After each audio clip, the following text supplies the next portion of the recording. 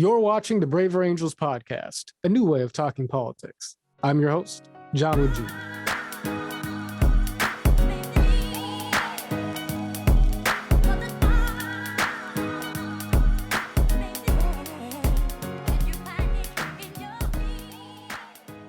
And I'm happy to be joined today by an individual who is making his mark on the world, providing moral and spiritual leadership on some of the most challenging social issues and social dynamics to face us in the current age. This individual came to my attention through his work with an extraordinary group called Sojourners. He is also the author of a book entitled A More Perfect Union, which digs into what it means to pursue a beloved community, the beloved community, in the context of modern American democracy. We're going to talk about the book. We're going to talk about his work with Sojourners, and we're going to get the true Hollywood story, if you will, surrounding the Reverend Adam Taylor. Reverend Taylor, Adam, how are you doing today, brother? It's good to have you here on the Braver Angels podcast. I'm good. It's really good to be with you. Absolutely, man. Absolutely. So let's jump into it. And let me just start by saying that, people who, follow the work of Braver Angels and who follow my own modest contributions to the conversations over race and political polarization, et cetera, will be familiar, with my own sort of commitment to the philosophy of nonviolence, Dr. King's concept of a beloved community. I've done my own labor to try and sort of resuscitate these themes in the context of the modern racial and political conversation. I want to talk about the book. I want to talk about all sorts of things, but just as sort of a way to get us going, how would you sort of define the philosophy of nonviolence?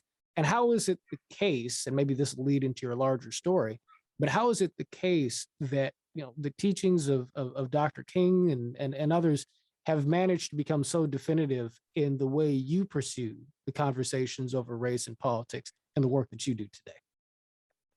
Yeah, thanks, John. This is a perfect story or question to kind of share a little bit my origin story, if you will. Where my family's really into superheroes. I've got the 8 and 10-year-old sons, by the way. So I really got to start with my parents, who made the controversial decision to get married to each other in 1968. Controversial because my mom is Black, my father's white, and many family and friends tried to persuade them not to get married. Ironically, the primary reason was that their children would be kind of homeless racially and wouldn't have a clear identity. Mm-hmm. And that's ironic in part because I feel like my biracial identity, as a Black man, but as biracial, has been a gift. It's enabled me to be a bridge builder in all kinds of ways across my life and my career. But they got married, the same year Dr. King was assassinated. And just a year after interracial marriage was legalized across the country through the Loving versus the state of Virginia Supreme Court case. That's right. Decision. And they instilled in me this really deep and abiding belief that, one, we're all made in the image of God, and we have inherent worth and dignity as a result, and that my diversity, and in a larger sense our nation's diversity, was a real gift and not a weakness. It was a kind of strength and not a liability.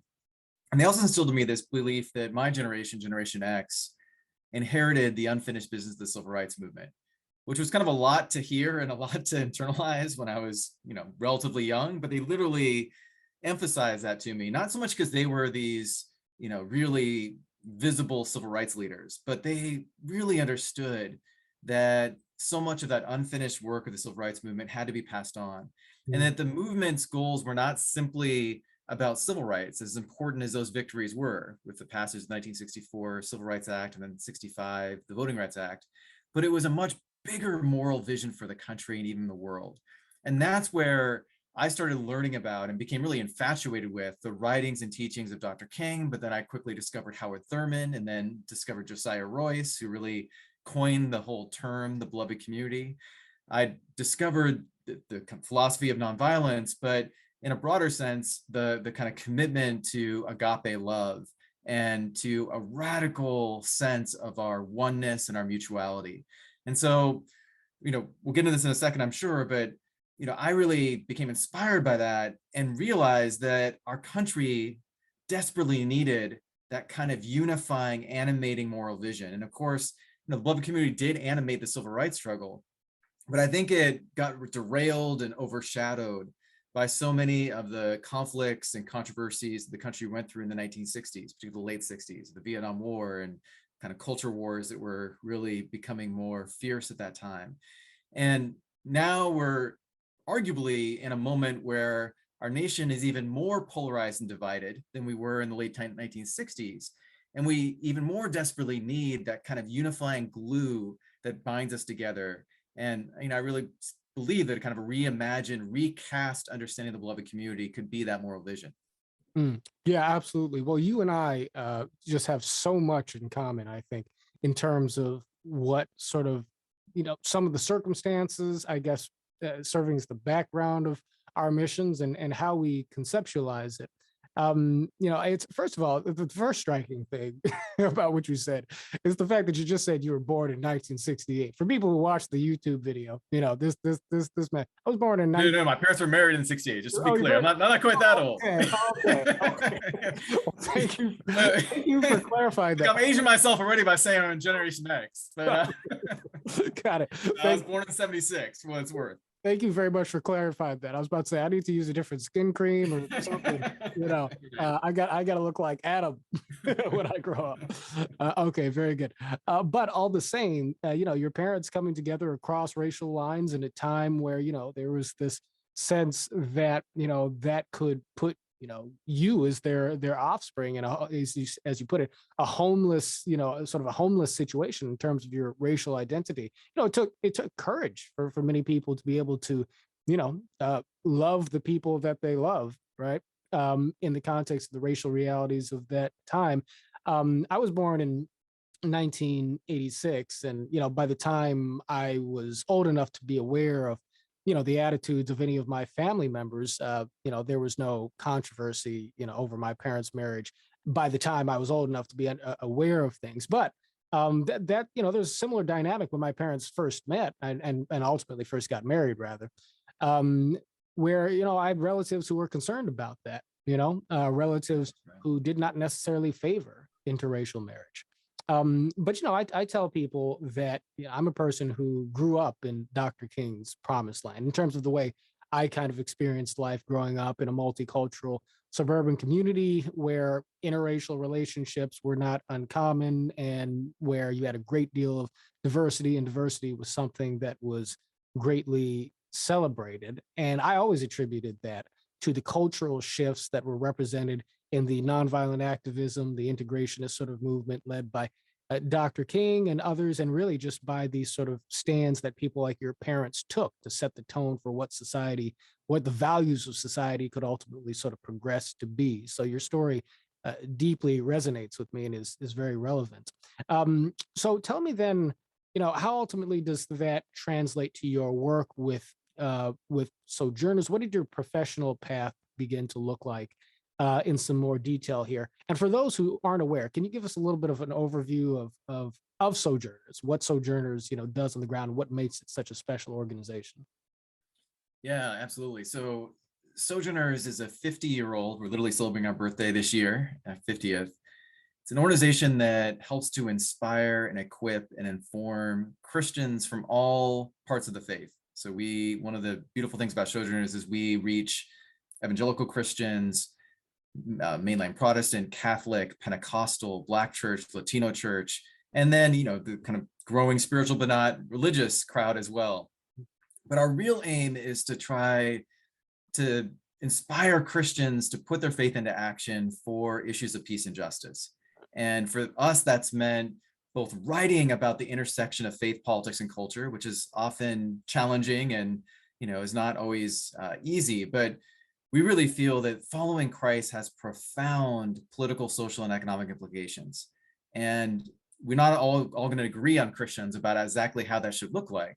But what we can agree on, and what I think we should agree on, is that following Christ requires us to stand up for and to try to protect the most vulnerable and most marginalized in our society. I mean, that is just a central ethic that I think animates the Christian faith, and that we have a responsibility to use some of our own power and agency to try to make the neighborhood we live in, the country we live in, the world we live in, more just and more peaceful. And so, we produce a magazine called Sojourners magazine that's been around for those 50 years. We have a digital publication that reaches 6 million people and visitors. You can read some of our content at sojo.net. And then we also do a lot of campaigning and advocacy through a lot of pretty diverse coalitions around issues of economic justice and fighting poverty. We work on immigrant rights and immigration. We work on criminal justice reform and transforming our policing system. We work on, most recently, a lot of kind of efforts to try to protect the right to vote and to strengthen our democracy. So, it's both advocacy and journalism, if you will, but all through the lens of our Christian faith. We do, work oftentimes in a multi-faith context as well through a lot of different coalitions. So that's a little bit about Sojourners. My career trajectory has been interesting in that, I studied international politics at Emory University. I then went on to the Kennedy School of Government and got a master's in public policy. And in the course of kind of my studies, I certainly was passionate about politics and I was passionate about justice. And I didn't know entirely how to put my faith and then later a sense of calling into the church, into ordained ministry, into that mix.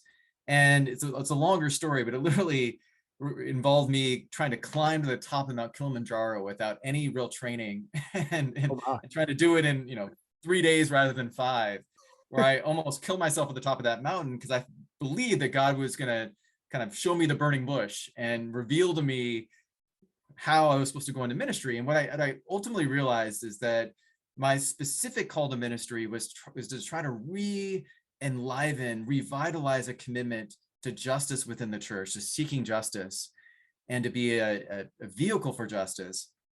And then, the whole reason I was so passionate about justice was because of my faith, not in spite of my faith. And so that has kind of, put me on the journey that took me to Sojourners the first time, which I was on staff in about 2004 through 2008. I did apply for the White House Fellowship and worked in the Obama White House for a year, partly because I wanted to get some experience on the inside of government to understand how I could be a better change agent on the outside of government. I spent a number of years at World Vision leading their advocacy efforts around the world to ensure that children can experience life in all its fullness. And even this was a little bit unexpected, but God called to join the World Bank and led a whole initiative on faith at the World Bank Group for 4 years. But I feel like my home, there's been this kind of coming back to Sojourners, whether it's as a board member or as a staff member. And then the 2016 election, that election kind of really made me realize that it was time to come back to this work of faith and justice. And so I had long-standing conversations with the founder of Sojourners, Jim Wallace, about coming back, and he confided in me that he saw me as his natural successor, which is certainly humbling and an honor, but I had to be crystal clear in my own spirit that that's what I felt called to do. So I spent about 6 months doing a lot of praying and fasting and ultimately felt convicted that Sojourners was where I was supposed to lead into the future. And so I came back as executive director, and then this about a year ago became president of the organization. So it's been quite a journey, but I'm excited about the work ahead of us. And I feel like in some ways the role that Sojourners plays is more needed than ever, given where we are in our politics, to try to be both a bridge builder but also be a truth teller around issues of justice. Yeah, absolutely. And it's a remarkable journey that you recount. And it's a pretty striking testament to just how eventful your journey was, that, that the story of you climbing Mount Kilimanjaro in 3 days is just kind of like a little footnote, just something to kind of brush past. Yeah, by the way, right? Yeah. Talk about all of the other things. But of course, it's an extraordinary honor that ultimately, you've been able to sort of ascend to a position of leadership in what has been such an important and inspirational organization. And so, it's great to hear you recount the steps that sort of led to that. Let me go ahead, and if you don't mind, I'd love to be able to query you a little bit on some philosophical points related to nonviolence, your understanding and application of it, particularly as perhaps a person of faith who also has a religious calling. And people will of course know that naturally Martin Luther King Jr. the Reverend King did as well. For him, he originally would refer to the substance of nonviolence with the terminology of Christian love, right? Because people didn't necessarily understand, the roots of nonviolence in terms of the teachings of Gandhi, so on and so forth. But it was also, commensurate and harmonious in King's view with a Christ-like way of being in the world. And so one of the things that Dr. King taught was that we must achieve peace by means of peace, right? And that the means must be consistent with the ends that we seek, in terms of justice and reconciliation in our broader society. In King's own time, of course, I think that it's fair to say that he experienced a fair amount of criticism, certainly obviously from folks who just oppose the civil rights agenda in general, but also from folks who are pushing for civil rights, who are pushing for greater equality, but who are more militant, who didn't necessarily abide by the notion of loving your enemies, and who might have felt like, that put an unfair burden on the oppressed, if you will, having to engage your opponents morally in that way. And also, how effective is moral persuasion anyway? I think that those of us who try to continue that legacy in our own time sometimes hear similar criticisms today. I mean, I know that I do in my modest sort of corner of the world. People aren't necessarily fully persuaded that, the ends have to be consistent with the means, or that the means have to be consistent with the ends, insofar as achieving a more just and loving society requires us to love our enemies in any serious kind of way. So I'd love to know what those principles look like to you. I mean, how does that show up in your understanding of nonviolence? This idea that, we pursue peace by means of peace, that the ends must be consistent with the means. And how do you respond to people who say that, look, that's a naive way of looking at the world? You can't achieve justice unless you achieve it, let's say, through power and so forth. And why waste your time loving your enemies? Yeah.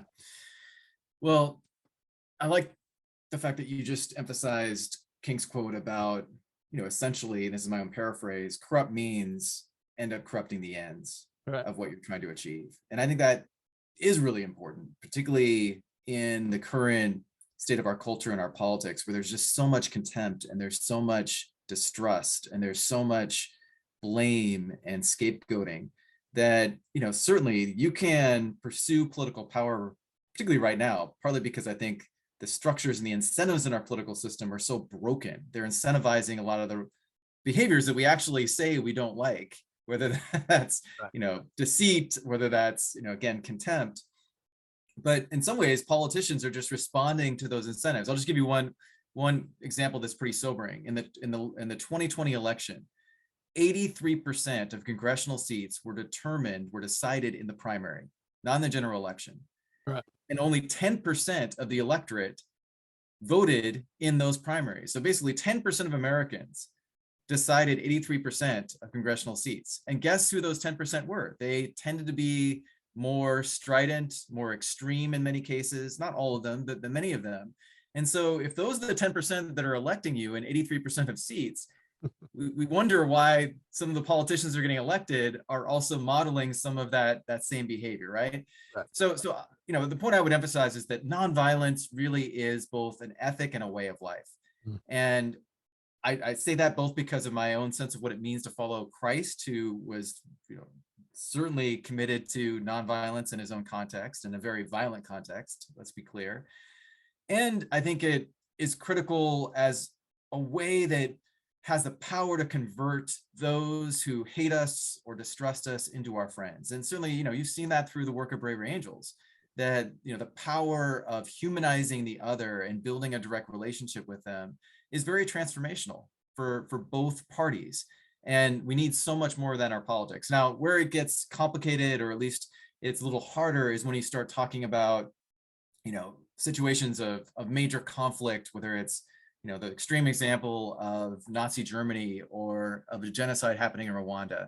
And I struggle myself with completely applying a nonviolent commitment and ethic to solving those particular challenges, because I do think that there is a just use of force in certain circumstances. And I don't want to take us astray there, but just to name that, like, even a firm commitment to nonviolence can have its limits.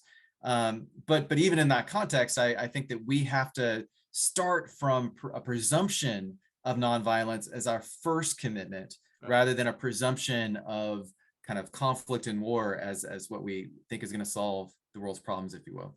And of course, Dr. King, himself would have said and did say that he was not an absolute pacifist. I mean, he saw a legitimate role for the function of law enforcement. He saw a legitimate role even for the military in a context of basic, national defense and national security and so forth. So, there's some nuance to be spoken to here, but I think that it is clear that, King believed in love as a spiritual force that could affect social change, right? And certainly he was willing, and not just him, of course, but those who followed him, those who worked alongside him, those who tutored him, Bayard Rustin, and you named other individuals, were willing to sort of sacrifice themselves, not just their egos, but their bodies and so forth, in the service of modeling the love that calls people's conscience to account and makes it possible for them to look at things another way. But I think that maybe the big thing to just drive home to people is that ain't easy. That was never supposed to be easy, right? Not at all. Yeah. Sometimes I get the sense that people think that we're advocating for like the easy way of doing things somehow. No, by no means. But I would love for you to say a little bit more about how the ethic of nonviolence shows up, perhaps even in your personal life, in your personal relationships. I mean, Dr. King was a person who was known to be able to engage folks, on a human to human sort of level across some of the most bitter divisions, both within the Civil Rights Coalition, friendships with Stokely Carmichael and others. But Dr. King would speak to audiences of racist white people, um, and do so in a way that ultimately was humanizing, even though they were coming from a dehumanizing perspective in terms of how they regarded him. Are there ways in which the philosophy of nonviolence and or your own Christian faith, because I know that these things are closely linked in you as they were in King, informs your ability to engage with people in personal terms across some of these divides, as you may have occasion to do so? Yeah, I think there are a couple things there. One is, I really do believe in loving our enemies. And, it's easy just to kind of say that as a throwaway line, Right. but, that is a profound commitment, Yeah. and a profoundly difficult commitment to actually live out. But it is one that I take seriously. And part of what I think that involves is not, is making every effort not to impugn the motives of those you disagree with, not to assume the worst of why they're saying what they're saying or why they believe what they believe, but to really try to get in underneath their story and really try to come from a place of wanting to understand. Now, again, that doesn't mean that you will come to agree, and there might be still things that you strongly disagree with. Right. But I feel like there is so much talking past each other that's happening, not just in our media, but also in our interpersonal relationships, that, if we were able to prioritize that kind of commitment to love our enemies, it would be quite profound.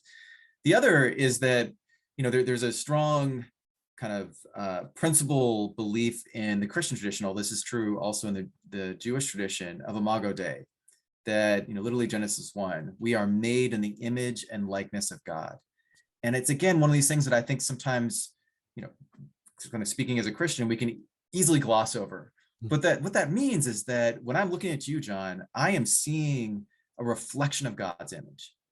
And if I could see that more clearly, kind of take off whatever blinders may be in the way of me seeing your full humanity and even your divinity, the divine in you, it makes it so much harder for me to, say something that is hurtful or harmful, or to assume the worst about you, right? And, so I spent a number of, a very formative year of my life, or I guess it was really 6 months of my life, in South Africa, just a year after Nelson Mandela was elected president. So I studied abroad in Cape Town in 95, 96. And I learned Zulu. I admit I'm bad with foreign languages, so I've forgotten most of it, unfortunately. I But get there's a greeting that has been really imprinted in my spirit. So the Zulu greeting is Sawubona. And what it means is, John, I see you. I see your humanity. I see the God in you. And the response is Siakona, which means I am seen. And it's tied into this philosophy called Ubuntu, that I am because we are, about this deep mutuality that we have as people. And I can't be whole and I can't be fully seen until you fully see me. And so again, like I just think that that kind of ethic, that kind of commitment is very much consistent with King. And I think it's very consistent with the Christian faith and lifestyle that we're called to live. And I think it could be one of the most powerful antidotes to so much of the vitriol and the animus that is characterizing our politics right now. Yes, we do need to change some of the structures and systems I talked about earlier. We need to get rid of partisan primaries. We need to stop gerrymandering districts. So that is all necessary. But we also need to just have these individual commitments to things like loving our enemies that I also think can be equally powerful. Right. Indeed. Well, I couldn't agree with you more, of course, and it's beautifully and eloquently stated the way you described this. I would be curious to have you.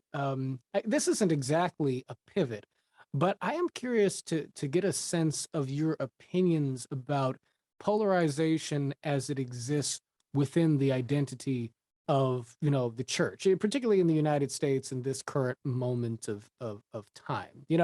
I think that clearly, politics, has come into the church in a major way, and in some respects, we can say, well, yeah, but hasn't that always been the case? Although, you might argue that while in an African American context, the church is, I think, as a matter of survival for the community, had to be more socially conscious and politically active than other church institutions are. But of course, that greatly accelerated during the civil rights movement.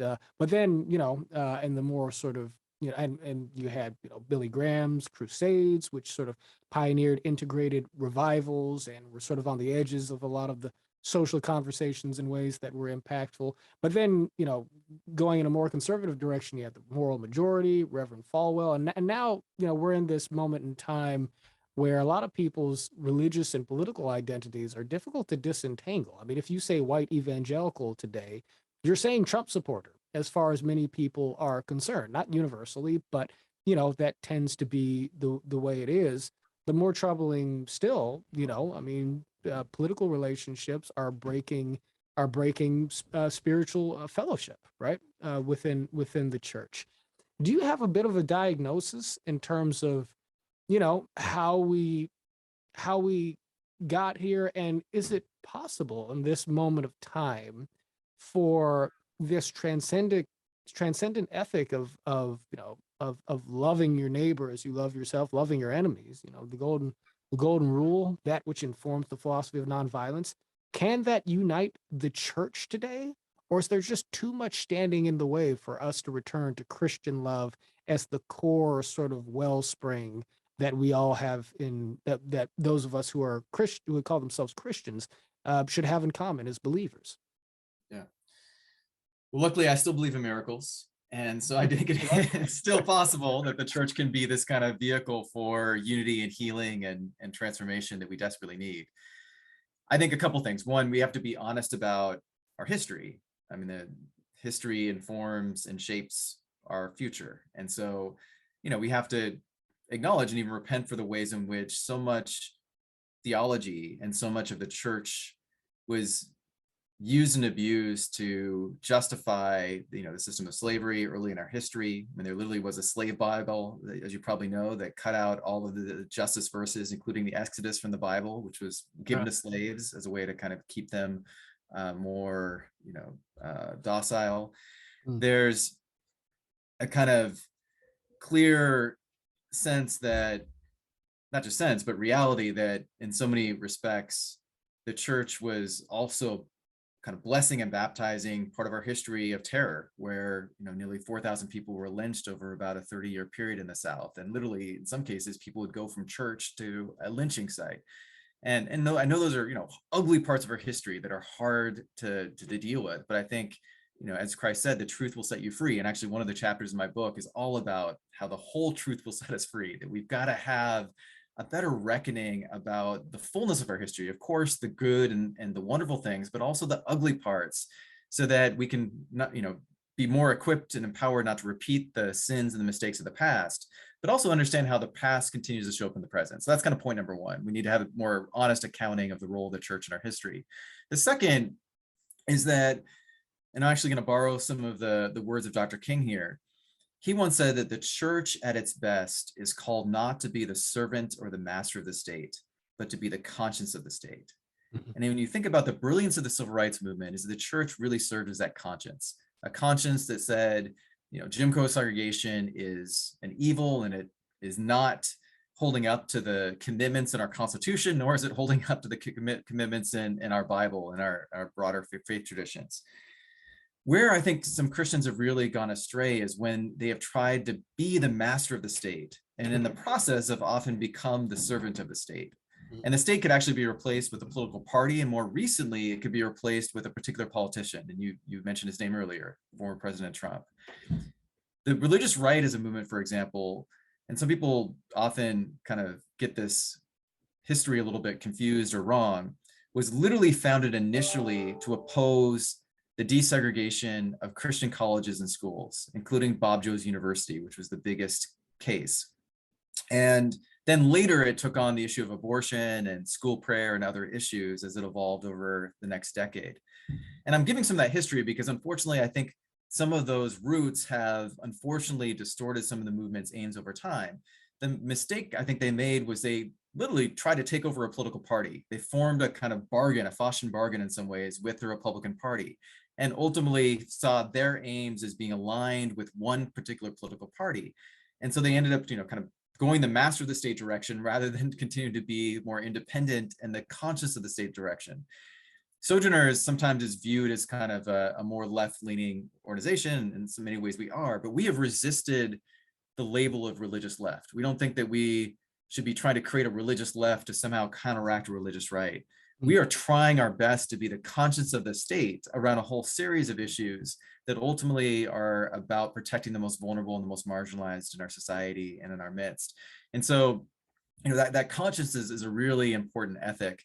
And then the last thing is that I think partly because of the way in which the white evangelical movement has become almost synonymous with Trump, that has really been a hurtful thing for the cause of evangelism, for spreading the good news of Christ.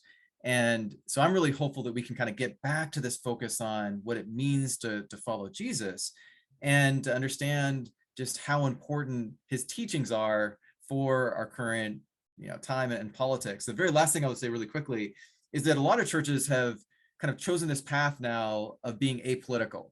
They don't want to have the divisiveness in our culture and our politics seep into the church. And I understand that. But the problem is that, as I said before, following Christ does have really important political, social, and economic implications. And when you kind of say that I'm not going to touch that, you're basically allowing other forces and sources to shape the worldview and the values and the opinions of your community and congregation. Right. And so I think it's imperative that pastors really get the tools to be able to open up that space for courageous and civil dialogue in their churches. I think I mentioned to you a while back that Sojourners just finished a curriculum that's designed for divided congregations. And it's really meant to help equip pastors and church leaders on how over the course of a multi-month series, they can create this kind of space for more courageous and civil dialogue, rooting their shared understanding of their Christian values and rooting their kind of shared vision for what God's intended future should look like. So, lots to unpack there, but those are some of my thoughts. Well, yeah, definitely. And it's interesting. It's interesting because where you began your analysis, you mentioned the danger of the church seeking to sort of become not the conscience of the state, but the master of the state, and in so doing, becoming the servant of the state. That's a critique that, at least where you started, could just as easily have come from a conservative religious leader or a conservative Christian. Certainly there are many conservatives who, I think that the parallel kind of analysis, or the competing analysis that many Christians on the right would offer would be to say something along the lines of that, the left has kind of pushed for this larger secularization of society, within which the church, or at least major parts of the church, have abdicated their own role to be conscious formers of the conscience of the country. Now, for many conservatives, some of where that's going to kind of, be played out is in the shifting sort of accommodation towards changing social views. Folks on the right will oftentimes want the church to stand for traditional marriage, will want the church to take a fierce and a loud kind of voice in terms of supporting the cause of being pro-life and so forth. But there are other areas of this too. Many conservatives will say that, look, it's the church's role to serve the community on the ground, for us to mobilize charity in the places where we live, not to outsource, giving and community service exclusively to the state, where they don't have the same level necessarily, where, a local bureaucratic county office doesn't have necessarily the same framework for charitable giving and moral commitment that somebody who's actually involved in fellowship with his and her neighbors might have. I don't offer that as a rebuttal by any means, but simply to say that I, like you, I think, invest a lot of hope and a lot of faith in the transformational power of the substance of Christian love, as King put it, and ultimately the substance of Christ, right? And kind of the person of Christ, if you will, to transcend the political divisions. Because in one way or the other, there are ways in which these analyses are directly competing with each other, but there are other ways in which both are sort of bemoaning the lack of that transcendent kind of spirit, the Holy Spirit meant to tie us together across these divides and point us forward. And yet it seems like, we don't have clear leadership, clear direction in America today that is showing us what that looks like, both in terms of the church and politics. But I'm hoping, and I think that other folks listening here may be hoping, that we can get some clues to what that looks like in your book, right? A more perfect union: vision for building the beloved community. So take us there, Adam. What is the? And feel free to respond to anything else I just said, but I really love to know sort of what is the book exactly about. What do you hope to accomplish with us? Take us into the pages.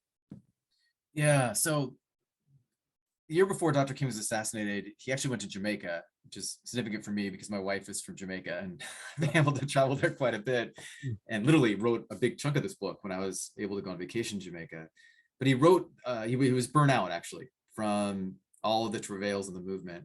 And so he kind of took a respite in Jamaica and wrote his final book, which was entitled, Where Do We Go From Here? Chaos or Community? Mm-hmm. I think it's an extremely prescient question that is still very, very much salient for today, timely for today. I would just modify his question and tweak it slightly.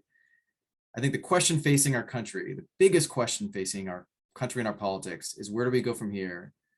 Toxic polarization or the beloved community?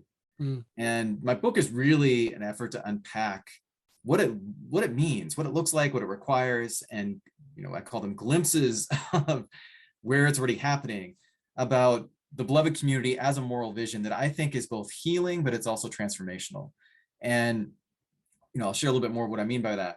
But I do think we face this choice because if you look at so much of the polling, not only do the majority of Americans from opposing political parties distrust each other, they now actually hate each other. They have contempt for each other. They want to defeat the other rather than try to persuade them and try to engage them. And that is just a very, very dangerous place. I mean, certainly we could, point to the January 6th insurrection in the Capitol, which was in so many ways unprecedented and a really dark stain on our democracy, let alone, lots of other examples of where we are polarized, from mask wearing to, vaccines, to many other examples. And so I don't argue in this book that there's one like single magic bullet or panacea to heal that. That would be naive. But I really believe that without a shared story, without a shared narrative about who we are and where we want to go, we will be like a castle made of sand. Or put another way, we'll be a house divided against itself. If you go back in history, and I'm a big Hamilton fan, so I don't know if others listen to your podcast or fans of the musical Hamilton, but just like that musical kind of popularized Hamilton as one of the unsung founding fathers, right? Well, I did, in my research for this book, I went back and I discovered another quote unquote founding father that I bet you the majority of listeners have never heard of. I certainly hadn't until I'd done this research.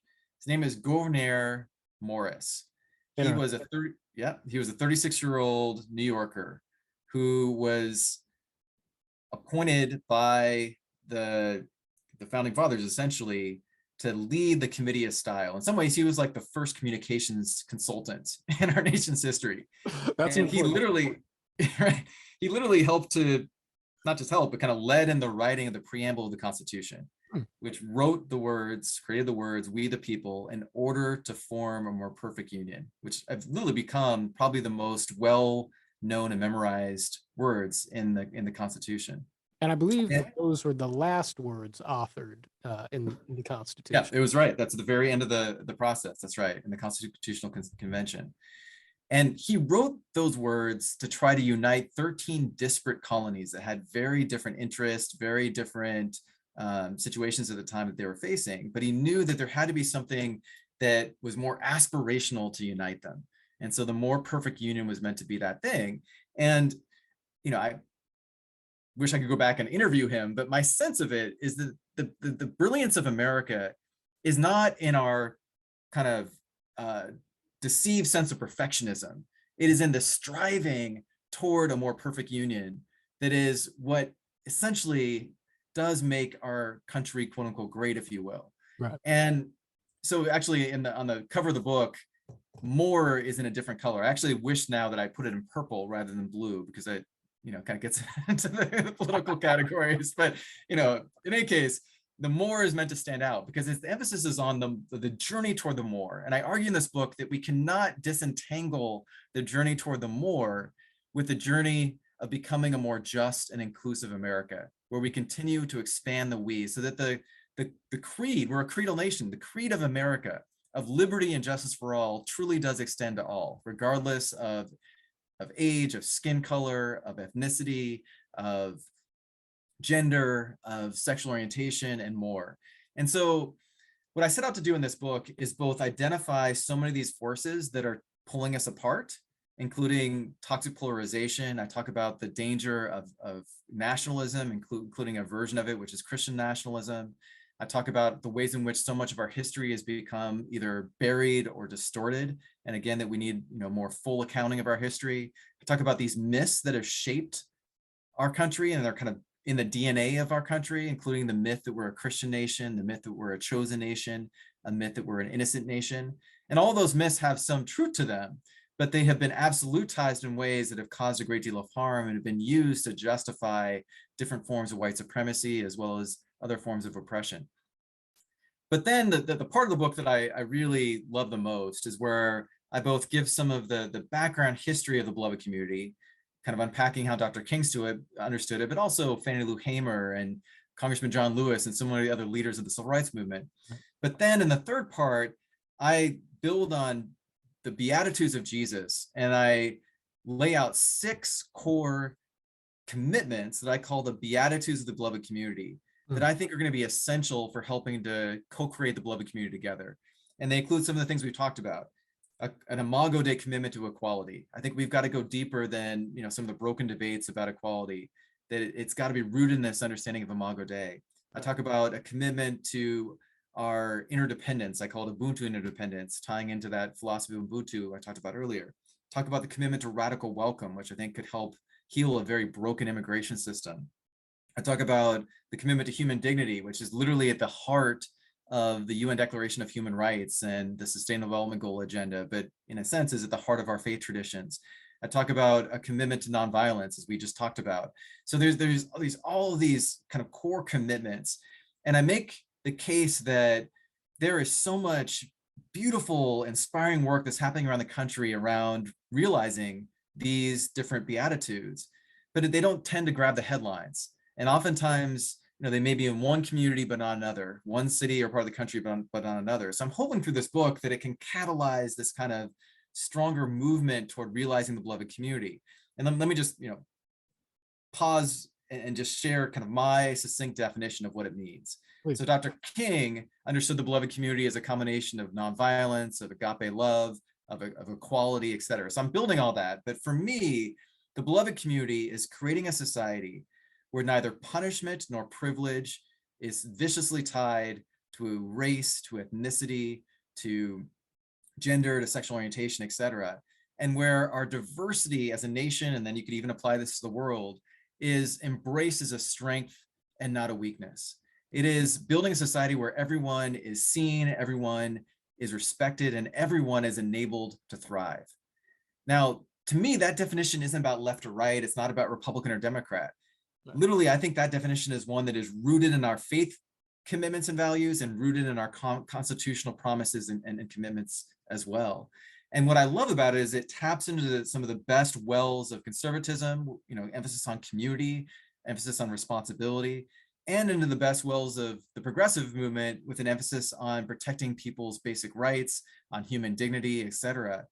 And if I, was to kind of expand a little further, it's really being able to see everyone as being beloved, because we all yearn for community. We're kind of hardwired for community. Right. And unfortunately, we're also cognitively hardwired for division. And we've got a lot of people out there, I call them conflict entrepreneurs, that are manipulating a lot of things to try to stoke a lot of those divisions. But the good news is that we ultimately yearn for community. And I think that's why this kind of shared moral vision can be so redemptive, but it can also be so transformational.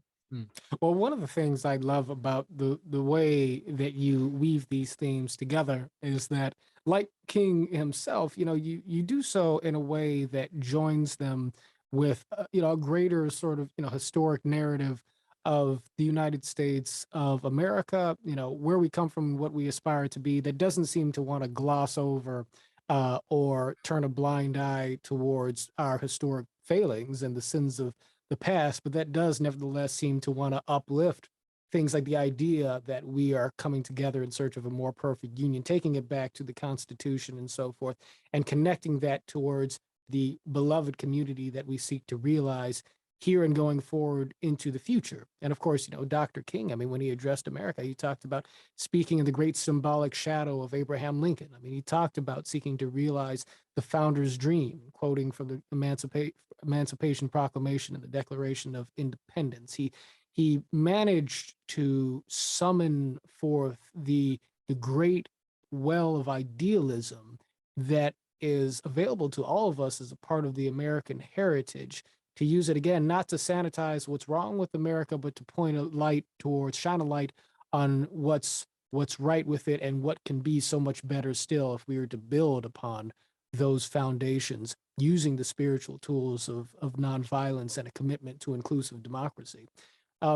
So, again, I mean, I see you as continuing in a great and noble tradition here. But my question is, and I guess, this isn't an idle question because I'm trying to figure it out myself, right? You talked about conflict entrepreneurs. You talked about the perverse incentives of the political system. 10% of activists making congressional decisions basically are electing the vast majority of Congress people for 100% of the population. We've talked about the ways in which the church is kind of, in many respects, hitched its identity to the state or to political parties. How can we compete with that? How can the message of the beloved community begin to break through? I mean, but yeah, so Braver Angels and Sojourners are connected through a network called New Pluralist, which is an exciting sort of family of organizations that are seeking to bridge divides, bring together individuals from across both partisan and cultural lines to pursue a society that, to my mind, reflects the ethos of the beloved community as you've described it. And as a part of that, we are sort of seeking to tell our own story and to help each other tell one another's stories, right, in our collaborations and in the work that we do.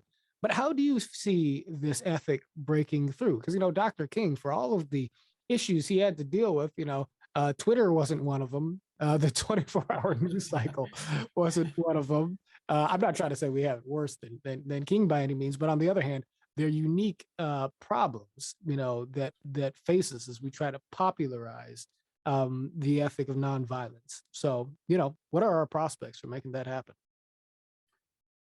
Yeah, it's a great question. So you're right. I mean, some of these tools are both unfortunately being misused to, essentially promote those things that are antithetical to the beloved community, but they can be equally used for helping to promote those very beatitudes I talked about that help to build the beloved community.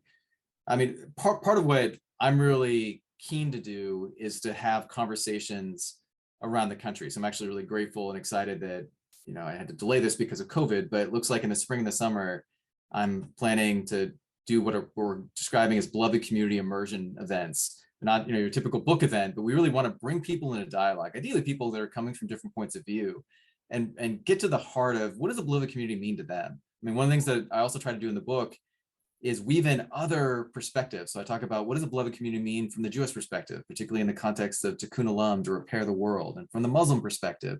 I talk about it from an Asian American, particularly in one case, Korean American perspective, this understanding of Zheng, which again is about our interdependence and mutuality. So I'm excited to do that, and I would love to hopefully engage with some of your listeners and some of the people most active in Braver Angels, because I think this is the kind of work that you're also so committed to. I also think it's important that we better tell the stories of which, leaders, but also organizations are doing the courageous work of building a beloved community, so that one, we can learn from them and be inspired by them, but we can also adapt what they're doing and replicate in other parts of the country. So I'm going to hopefully build out more of a platform on how to do that over time. One of the last chapters in my book is entitled Reinventing and Revitalizing Our Democracy. And I think this is absolutely crucial, particularly in this current moment, where unfortunately democracy itself has become this kind of political football. And we're dealing with, I think, not just what I think, but I think the evidence shows are some of the most significant assaults on our democracy since before the passage of the 1965 Voting Rights Act. And sadly, I know this has become kind of metastasized into a very partisan issue. But for a very long time, voting rights and trying to strengthen our democracy was not a partisan issue. You had bipartisan cooperation and leadership in protecting the right to vote. But now we see 400 bills that have been proposed in almost every state of this country that would, in different degrees, make it more difficult for certain communities, particularly communities of color and the Black community, from exercising what John Lewis described as their sacred right to vote.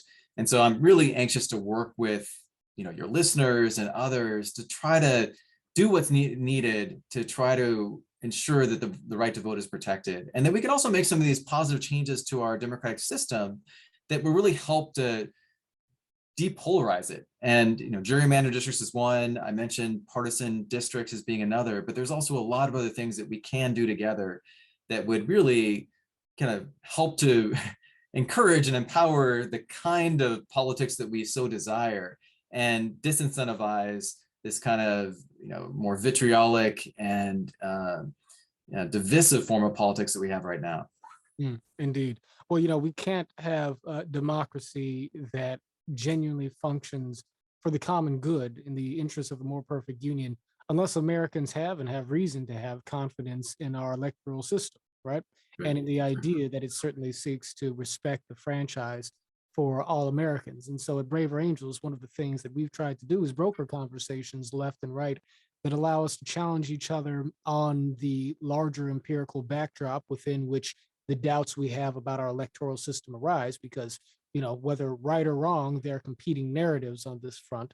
But the hope is that goodwill, a conversation over a conversation over facts, a conversation over history that is also lubricated by goodwill, lubricated by agape love, if you will open our ears and open our hearts in a way that can allow us to reason towards the truth together.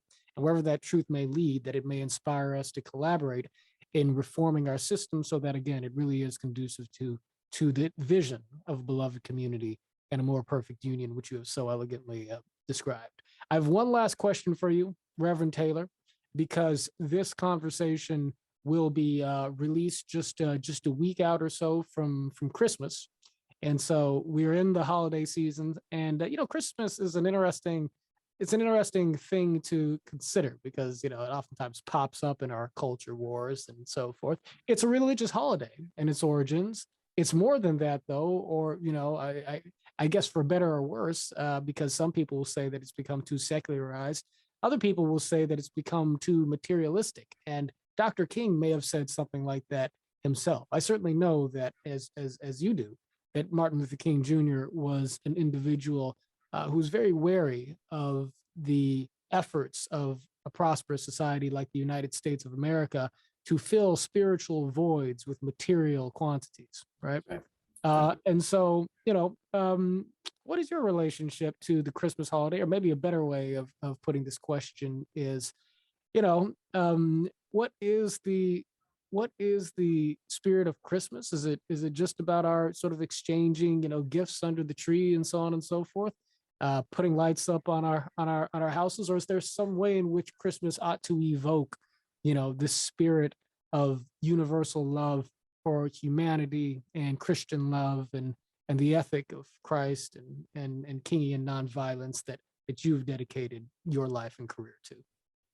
Yeah, so I mean, I'll start kind of speaking to that as a Christian and from my Christian faith. So to me, first and foremost, Christmas literally is about the birth of Christ, of God being with us, coming into the world, so that not only would we be able to know what it means to follow God more clearly and more more powerfully, but also, ultimately through his death and his crucifixion and resurrection, that we could experience everlasting life with God. That Christ conquered sin and injustice on our behalf. I think that, the Christmas story is just really powerful, and we don't have time to get into all the details, but the fact that, this is the season of Advent. So the Christ was born in a manger, was basically shunned by others in Bethlehem, and was kind of born in these very humble surroundings, that there was an edict by Herod to literally kill every child under the age of 2. So he was born in a context of just horrific violence. And that Joseph and Mary fled that violence, were refugees in Egypt before they returned, and Christ started his ministry. I mean, just some of those details alone, I just think are just so amazing when we kind of think about what that means for, who we are today and what it means to follow Christ. I think in a larger sense, that Christmas, in a more universal sense, is about goodwill. It is about connections with people, your family first and foremost, but also your larger community. It is about celebrating what is good, and what we, the joy that we can experience even in very difficult times. And I feel like we desperately need that. That's actually, the season of Advent there's 4 Advent candles that are focused on joy, peace, love, and joy, or joy, peace, love, and hope. Hope. Can't forget hope. And so, I think, those are not just something that is exclusive to Christians. I think every faith tradition has their own way of expressing those things. And even those that are not religious can desperately, benefit from some joy, some peace, some love, and some hope right now. And so I just end with that's what the season's all about. Amen, brother. Well, I appreciate you so much, Adam, for joining me for this conversation. It's a great way to cap the year for Braver Angels, and even more so, I look forward to our listeners, to our members at Braver Angels, getting the opportunity to hear more from you, to learn more about the work of Sojourners as we enter into dialogue with other leaders and other fantastic organizations to seek to achieve that beloved community, and in the language that we use here at Braver Angels, to build a house united. So thank you very much, my brother, and tell people how they can find you. We're going to put a link up to the book in the description, but can people follow you on social media or keep in touch with you in any other way? Yeah, absolutely. You can follow me on social media at Reverend Adam Taylor. You can learn more about Sojo at sojo.net, and you can learn more about our voter protection work at turnoutsunday.org. Outstanding. Well, thank you very much, my friend. And for those of you who are listening, if you are interested in the work of Braver Angels, if you see the value in having the conversations that unite us across divides and collaborating to revive community, if you wish to see a more perfect union and a beloved community, then we encourage you to join us. Be sure to like, share, and subscribe to this podcast. Go to the website and come on board officially as a member. As always, we are building a house united. Happy holidays. Merry Christmas to you. And we will see you in the new year.